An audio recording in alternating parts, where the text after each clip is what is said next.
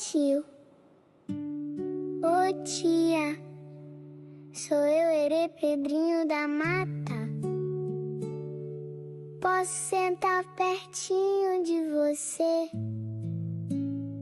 Eu sei que você respondeu que pode. Escuta os passarinhos do mato. Eu vim aqui só pra te lembrar. Você nunca tá sozinho, mesmo quando parece quietinho. Tem luz caminhando pertinho de você. Às vezes cê acha que tá demorando, mas tem semente crescendo escondidinha. Tem coisa bonita criando raiz.